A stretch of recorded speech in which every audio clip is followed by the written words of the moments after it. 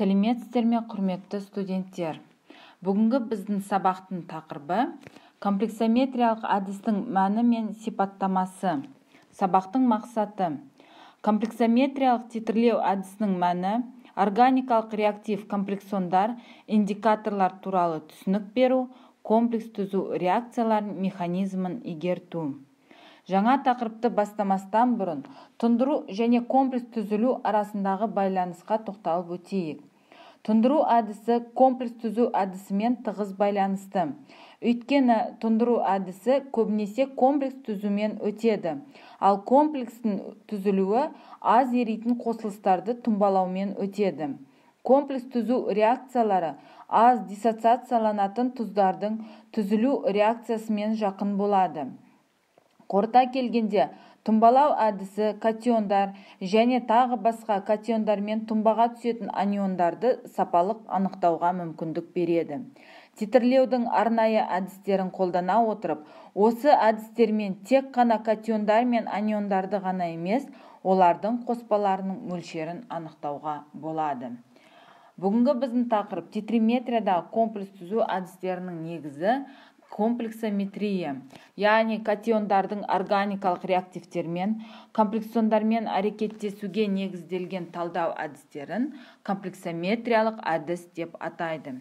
Кешен түзу суда еритін стандартты ерітіндідегі зат талданатын катионмен тығыз кешенді қосылысты түзуге негізделген. Комплексометрияда реагент ретінде комплексондар қолданылады. Комплексондар дегеніміз бұл органикалық қоспалардың аминополикарбон қышқылдары туындыларының класы. Комплексометриялық титрлеу әдісінің сезімталдығы жоғары, дәл, қарапайым, тез орындалады. Төмендегі суретте көрсетілгендей, көп жағдайда этилен диамин тетрасірке қышқылының 2 орын басқан натрий тұзын қолданады. Комплексон 3 немесе трилон Б.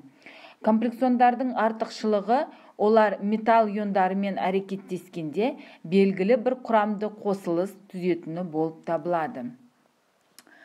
Келесі суретте көрсетіліп отырғандай, комплексон 3 берік, ерігіш, ішкі комплекстік тұздарды көптеген металдармен түзеді. Сонымен қатар металл карбоксил топтарының COOH сутегі атомдарын орын басып, азот атомдарын координация байланысымен байланысады. Нәтижесінде сутектің 2 ионы бөлініп шығады. Комплексон 3 көптеген металл иондарымен берік қосылыс түзеді. Өзіміз байқағанымыздай, катион зарядына қарамастан, металдың бір катионына реакцияда комплексонның бір молекуласы тиесілі және кез келген жағдайда сутегінің 2 ионы бөлінеді. Жоғарыда келтірілген теңдеулер реакциясының жүру дәрежесі ерітіндінің pH-на байланысты екенін көрсетеді. Себебі кешеннің түзілуі ерітіндіде қышқылдың жинақталуымен жүреді.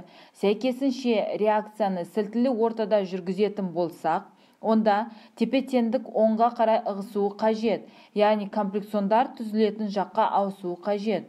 Ерітіндіні қышқылдандыру кезінде реакция тепе-теңдігі солға қарай ығысып комплекс ыдырайды. Салыстырмалы аз тұрақты кешендер, мысал ретінде магний, кальций иондары түзетін катиондарды тек сілтілі ортада титрлеуге болады. Біршама тұрақты комплекстерді түзетін катиондар, мысалы феррум иондары, қышқылды ортада титрлене береді. Комплексометриялық әдісте тікелей және кері титриметрияны қолданады. Бірінші жағдайда титрлеу процесін белгілі ортасында стандартты ерітінді комплексон 3 немесе трилон Б мен жүргіземіз. Эквивалент нүктесін индикатордың көмегімен анықтайды. Индикатор деп органикалық заттың катиондармен боялатын комплексті қосылысты түзетін және эквивалент нүктесін дәлелдейтін затты айтады. Мұнда индикаторлар металл индикатор деп аталады. Боялған комплексті комплексон 3 немесе трилон Б титрленгенде ол ыдырайды. Өйткені комплексон 3 катиондармен ұстамды жаңа ішкі комплекс қосынды түзеді. Эквивалент нүктесінде бос индикатордың қасиетіне байланысты бояу пайда болады.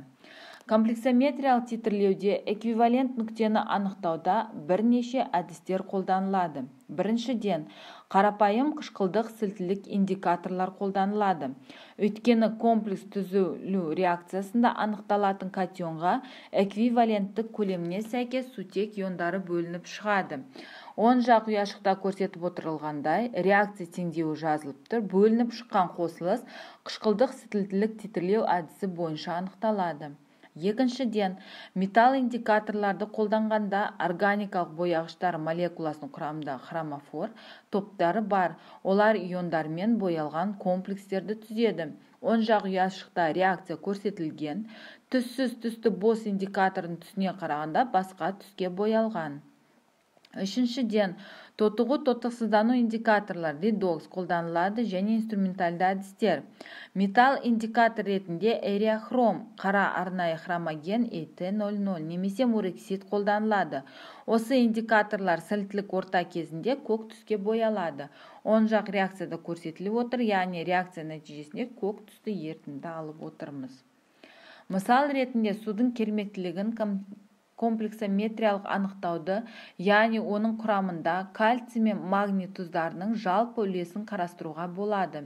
Индикатор ретінде әдетте қара эрихромды қолданады.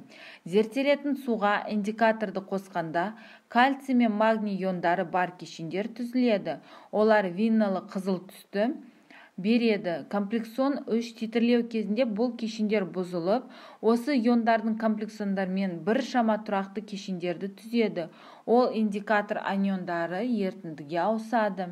Ерітіндіден винналы қызыл түсті эквиваленттік нүктесінде ерітінді индикатор аниондарының жинақталуы есебінен көк түске боялады.